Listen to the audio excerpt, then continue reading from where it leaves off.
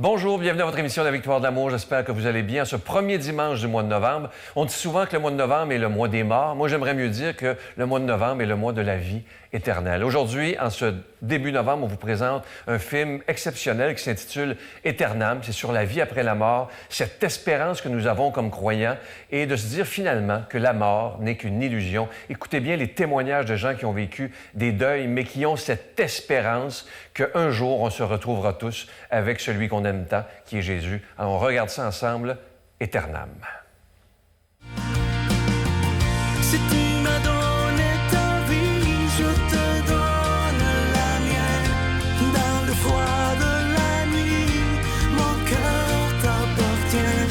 Et quand la tristesse arrive, je sais tu es là, toujours près de moi.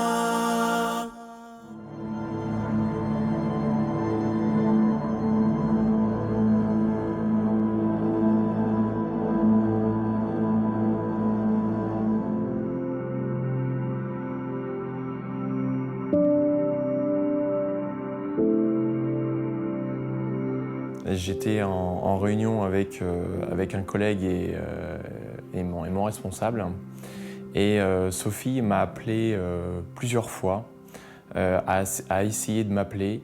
Et en fait, vu que j'étais pris, j'avais tendance à raccrocher, en me disant ça peut attendre 2 minutes. Et en fait, elle a pris un autre moyen de me contacter. Elle m'a envoyé un texto. Et ça a été bien sûr le texto le plus horrible que j'ai pu recevoir. Le texto disait simplement « Louis est mort ».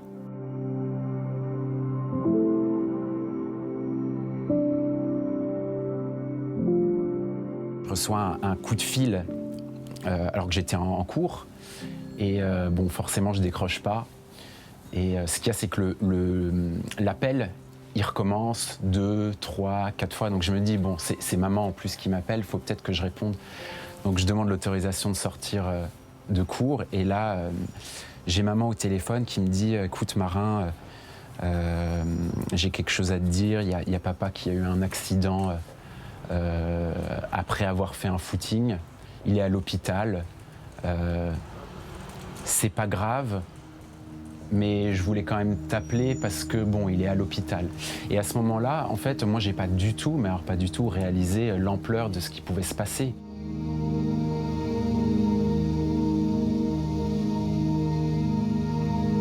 Quand j'étais jeune, j'ai vécu un mal-être, en fait. J'avais pas du tout confiance en moi. Je comprenais pas ce corps qui change, cette attirance comme ça. Pour les filles, on n'en parlait pas du tout à la maison. C'était une autre époque. Moi, je suis né en 1960. Mes parents sont très pudiques. On ne parle pas de ces choses-là. Il faut tout découvrir tout seul. Je ne découvre rien.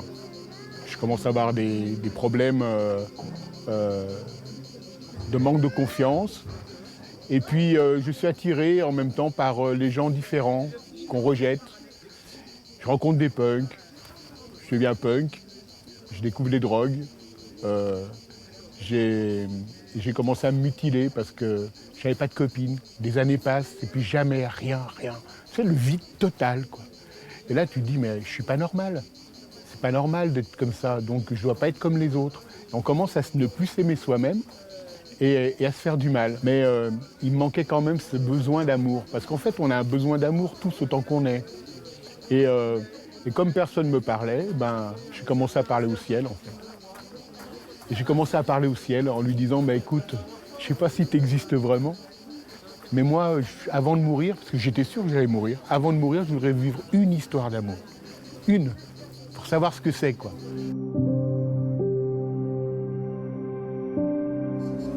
Je pense qu'il l'a su avant nous. Et en fait, effectivement, quand on demandait aux médecins, aux psychologues, etc., en disant « Est-ce que vous pensez qu'il faut lui parler de la mort, du moment où il va nous quitter, etc. » Et elle nous répondait que, en fait, lui, il savait mieux que nous, en fait. C'est que... Elle voyait même... Enfin... C'était difficile de parler de la mort à un enfant. On ne sait pas forcément ce que c'est non plus. Donc, trouver les termes et les mots... C'est compliqué. Je dirais que juste lui attendait sa rencontre avec le Seigneur, en fait. Je pense que c'était ça.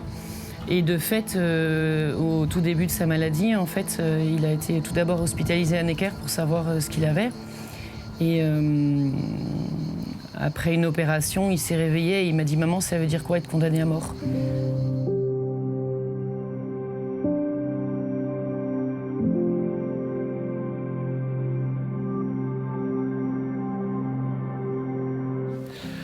Et j'ai connu Philippe par des amis qui l'entouraient parce qu'il était handicapé moteur, donc en fauteuil roulant. Et on s'est rencontrés dans une soirée. Et une belle amitié a démarré à partir de là. Et je me rappelle que pendant le groupe de prière, à un moment, je disais à Philippe que je voulais me marier. Et donc, il a bien accepté de prier pour moi. Et il m'a dit « Mais est-ce que tu veux aussi prier pour moi ?» Et je dis « Bah quoi ? Tu veux te marier ?» Il m'a dit « Oui. » Je me suis dit « Mais qui va accepter d'épouser cet homme ?» Du coup, c'était moi et on s'est mariés en 89, il y a 30 ans.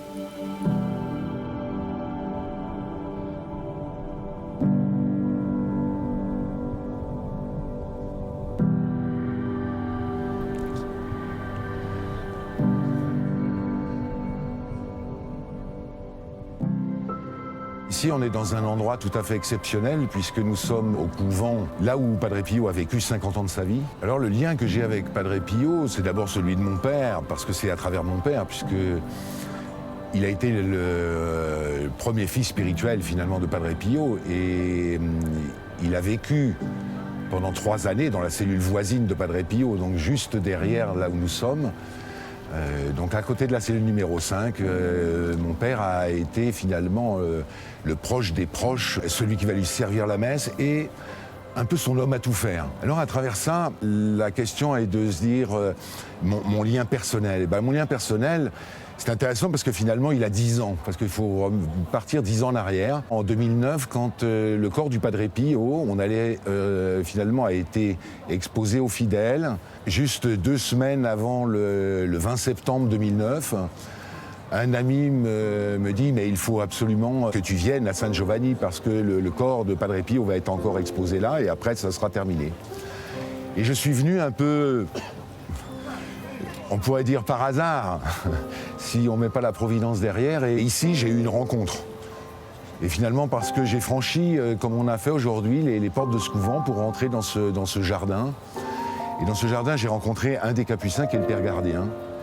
Ce père gardien, après une visite et un accueil chaleureux, va nous donner une bénédiction. Et cette bénédiction, je vais découvrir c'est à ce moment-là que je vais découvrir que j'ai une âme.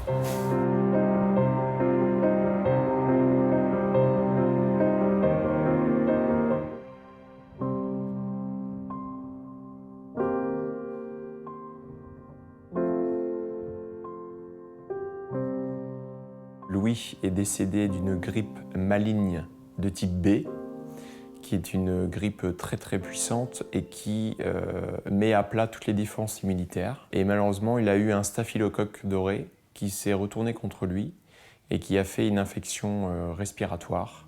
Et donc tous les appareils respiratoires du corps humain ont été pris à 100% de cette infection. Et il est décédé dans son sommeil.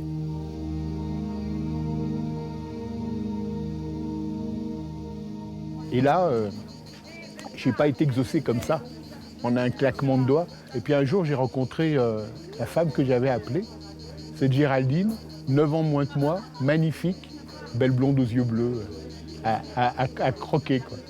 Et cette fille, elle me dit qu'elle m'aime, moi, Pierrot Sapu, punk, et elle me choisit en fait. J'ai toujours trouvé ça beau, c'est souvent les femmes qui choisissent leur homme.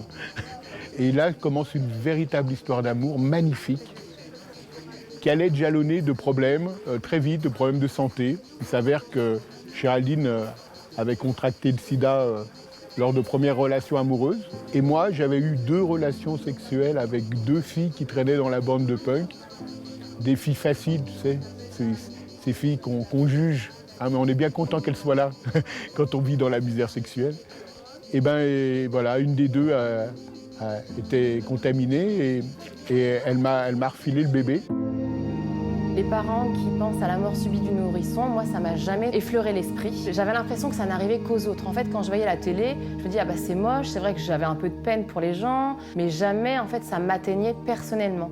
Et là, c'était une période où je sentais que dans mon cœur, ça me travaillait et que j'avais une disposition de cœur qui me permettait de méditer toutes ces choses, ce qui ne s'est jamais produit avant ou après, quoi. C'était une période particulière que je n'explique pas et que j'explique uniquement quand j'ai vu Louis en fait mort et je me suis dit en fait j'ai pas été surprise et j'ai pu faire la relecture en me disant que tout m'a été donné avant pour pas que je ne prenne peur face en fait à cette mort qui m'arrivait de pleine face.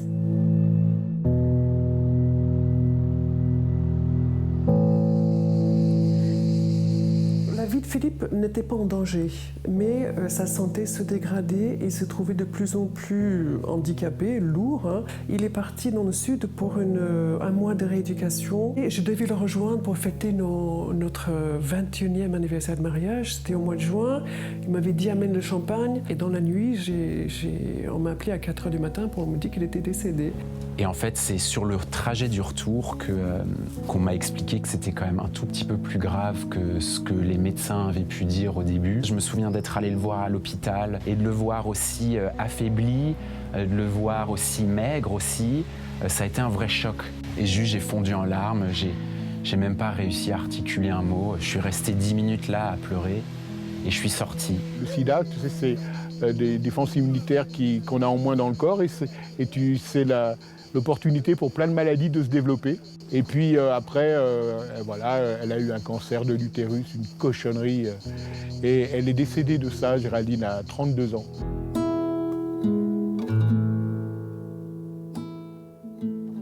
Le Christ, Verbe fait chair, le Christ qui vient de ce côté-ci de la mort, de ce côté-ci de la tombe, pour me sauver, va faire le chemin à travers la mort pour vaincre la mort.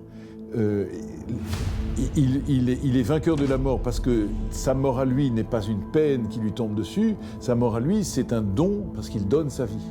Pour la première fois dans l'histoire de l'humanité, un homme est mort non pas parce que la mort lui tombe dessus, mais parce qu'il donne sa vie. Ça change tout. Et parce qu'il est homme, il peut vraiment mourir, parce qu'il est Dieu, la mort ne peut pas le retenir. Donc il traverse la mort, et de mort qu'il est, il est vivant, il est ressuscité, il ouvre un passage à travers la mort. Et ce passage à travers la mort, c'est le passage par lequel nous autres, nous passons tous, dans la mesure où nous croyons en lui, dans la mesure où nous sommes unis à lui. Si je fais un avec lui, si lui est en moi et que moi je suis en lui, je passe à travers la mort, et donc je ne suis plus mort, je suis vivant. C'est la raison pour laquelle celui qui croit en moi, dit Jésus, a la vie éternelle. Et il l'a, c'est pas il aura, c'est il a. Il est déjà vivant en moi. La suite de l'histoire, vous la connaissez tous. Bonjour à toutes et à tous, vous êtes sur Europe 1. Je suis ravi de vous retrouver en ce mercredi pour partager vos expériences de vie, pour partager vos histoires. Ici, comme vous le savez, on s'intéresse à ce que vous traversez, à ce que vous vivez. Partageons nos expériences de vie avec Olivier Delacroix. J'ai toujours été quelqu'un qui était assez optimiste. J'ai toujours été en quête de réponses.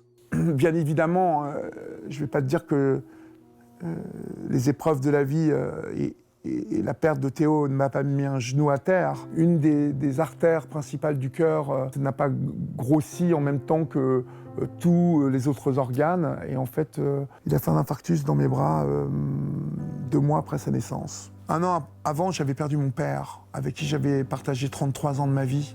Mon père, c'était mon ami, cette épaule, ce roc à mes côtés. Mais le départ de mon fils à côté a été un véritable tsunami à côté de la peine que j'ai eue pour mon père. J'ai été totalement balayé. On évoquait l'autre jour l'expression de faire le deuil. Alors Philippe nous a quittés brusquement.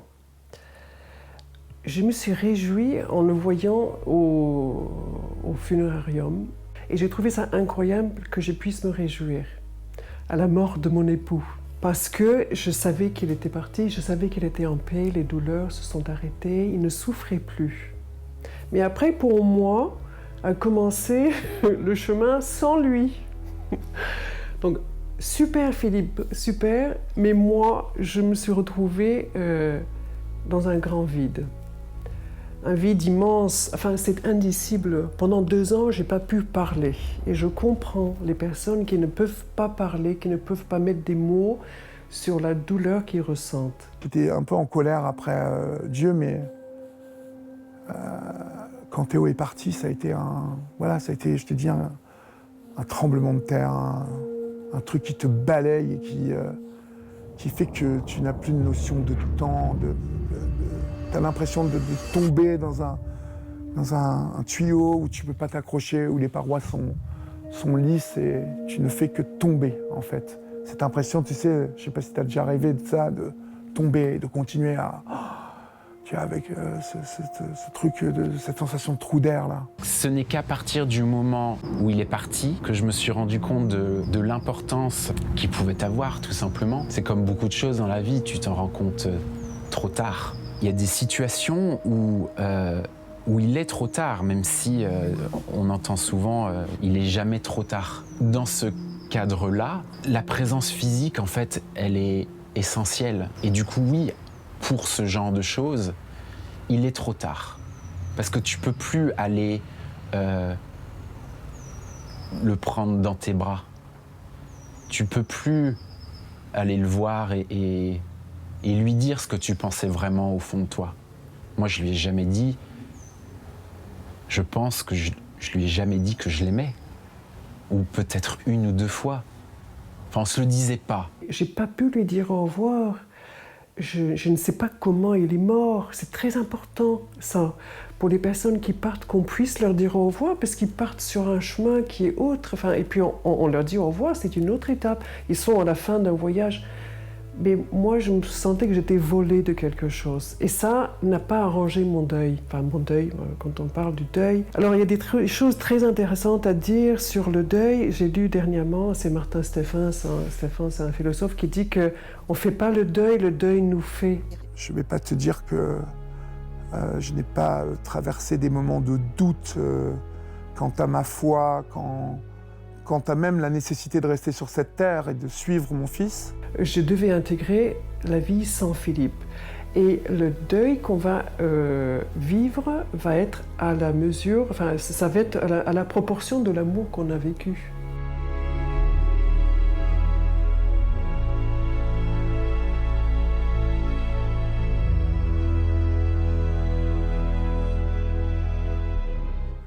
On dit souvent que Dieu là, est là quand tous les esprits communient, quand il y a une foule, tu vois, tu sens la puissance des âmes qui se réunissent, tu vois, et je crois beaucoup aux vertus de la foule, du stade, de cette communion. Ça peut très bien être aussi un rassemblement spirituel comme il y en a à Lourdes. Et donc du coup, en fait, voilà, ce sont des moments en fait qui sont importants pour moi parce que le premier moment en fait de vie que j'ai ressenti au bout de 3 mois. Et 3 mois, c'est long. 3 mois à pleurer, à être triste, à être vide, c'est long. Et ben c'est quand, en fait, je suis allé au Parc des Princes un soir. Face à Frédéric Déhu, Paoletta dans la surface d'affaire. Oh le but exceptionnel encore une fois face à un Barthez maudit devant le Portugais.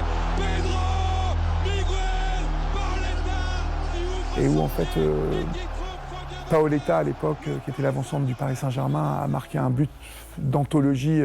Et où là, le stade a explosé, où je me suis vu exploser et me sentir en vie, en fait. Et ça a été ma première sensation comme si je reprenais mon souffle, comme si j'étais depuis longtemps au fond, là, dans l'eau, et que je reprenais mon souffle, et que ma bouche, aspirait à nouveau de l'oxygène. Et donc, de ce moment-là, j'ai recommencé petit à petit à goûter à ces moments de joie, à ces moments de partage, et du coup, à commencer justement à établir une relation avec mon fils disparu. Je sentais quelque chose en moi qui me poussait à partir et rentrer dans la vie. Rentrer dans la vie pour enfin se confronter à la réalité des choses et commencer ce process qui était, je pense, tout simplement le fait d'accepter que j'avais perdu mon père, en fait. Mais pour faire ça, je pense qu'il faut prendre un tout petit peu de recul sur ce qui se passe quand tu es dans ta bulle. Et je suis parti à l'autre bout du monde. Je suis parti en Californie, à San Francisco, travailler dans une boîte qui est toujours très engagée d'un point de vue social, environnemental. La bulle, elle a complètement éclaté là-bas. C'est comme si quelqu'un avait pris une épingle et tout éclaté. J'ai fini par regarder la vie et ce qui comptait dans ma vie et d'abord celle qui partage ma vie depuis 22 ans. En fait, c'est à elle que j'ai pensé en premier et heureusement d'ailleurs, la vie m'a donné raison parce qu'aujourd'hui, même si voilà, on a traversé cette épreuve, on est plus fort que jamais. C'est comme quand un nouveau-né ouvre les yeux pour la première fois.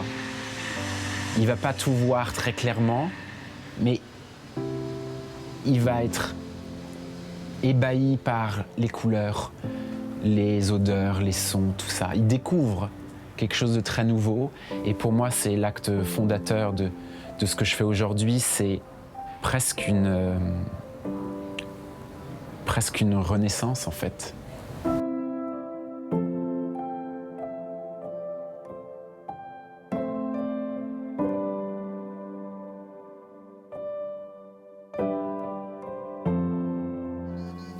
Quant à la mort, la mort, j'y pense pas. Disons que j'y pense, mais pas pour moi. J'y pense pour maman, qui a 86 ans. J'y pense aussi pour les répercussions sur mon petit frère qui vit avec elle pour l'accompagner. Mais pour moi, au fond de moi, je me pose pas du tout cette question. Mais parce que je crois foncièrement que la mort n'est pas une fin. C'est ce qui fait beaucoup peur aux gens. C'est une étape. Demain, on va fêter l'Ascension. Et voilà, Marie, elle nous montre aussi un chemin. Je me souviens notamment, on a de très bons amis, Adélaïde et Nicolas, qui nous ont fait venir à Cotignac pour la première fois. Je me souviens d'Adélaïde qui m'avait dit, juste après la mort d'Armand, elle m'avait dit « Mais tu te rends compte, le jour où toi tu vas mourir, ça va être la grosse fête là-haut, vous allez vous retrouver là-haut, ça va être magnifique. » Je me suis dit, elle est complètement folle. Et en fait, après, je me suis dit, en fait, elle a juste complètement raison. Le fait de savoir qu'on va un jour tous se retrouver ensemble au ciel avec Jésus et Marie, c'est juste un truc de dingue. Et en fait, je peux même pas dire comment on y croit, mais on y croit. Il y a plein de gens qui vont te dire « Ouais, mais tu peux pas prouver. » Ouais, c'est vrai, je peux pas te le prouver. En revanche, moi, j'en suis convaincu parce que je sais ce que je sens. Mais c'est la définition de la foi. Faire un acte de foi. Mais tu choisis de croire. Et moi, j'ai décidé de croire parce que j'en ai un exemple concret, qui est papa. Donc du coup, ma relation à Théo aujourd'hui, elle est de l'ordre du spirituel, elle est de l'ordre de la méditation, où je le sens, elle est de l'ordre... Souvent, en fait, où qu'on soit, en fait, avec Valérie, il y a souvent un papillon qui nous accompagne pendant quelques mètres, depuis que Théo est parti, d'ailleurs. Ça n'arrivait jamais avant. Juste après sa sépulture, il y a eu un temps où nous étions que tous les quatre, personne d'autre. Et il y a une colombe d'un blanc immaculé qui s'est posée juste à côté de nous. Cet instant a duré 5-10 secondes à peu près, et elle s'est envolée devant nous. Ça, pour nous, c'est un signe de Dieu. Si 50, 100, 150 fois par jour on demande à la Vierge Marie de prier pour moi et pour aujourd'hui, maintenant et à l'heure de ma mort, parce que je voudrais bien que ma mère m'aide à faire ce passage avec un cœur libéré de tout ce qui l'encombre. Et ça, sur cette terre, de ce côté-ci de la tombe, ça dépend de moi. Ça dépend de moi de me laisser envahir par le Christ. Et si vraiment je suis prêt, je passerai directement dans la vision et dans l'amour dans lequel, en réalité, je vis déjà aujourd'hui. Mais si je meurs tout à l'heure d'un accident, je meurs en tombant dans l'escalier, je meurs brutalement, ce que vraiment je demande au Seigneur de me préserver de ça. Autrefois, on priait beaucoup pour être préservé de la mort violente.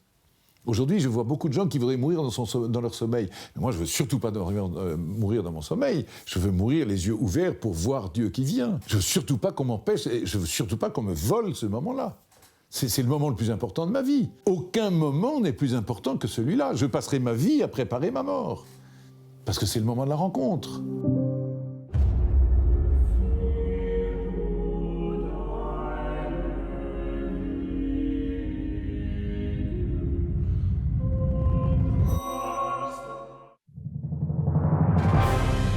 En compagnie du père Michel Marie, Marcia Pilote, Sœur Angèle, Éloi Gillard, Stéphane Roy, Brigitte Bédard et Sylvain Charon. En chanson, Mélissa Bédard, Georgia Fumanti, Jessica Poulain et Miguel Padilla. Et un mini-spectacle de l'unique Natacha Saint-Pierre et Grégory Turpin. Les 6 et 7 juin 2020 à 13h et 19h à la salle Maurice-Aubry de Sherbrooke. À réserver rapidement au 514-523-4433 ou sans frais au 1-888-811-9291.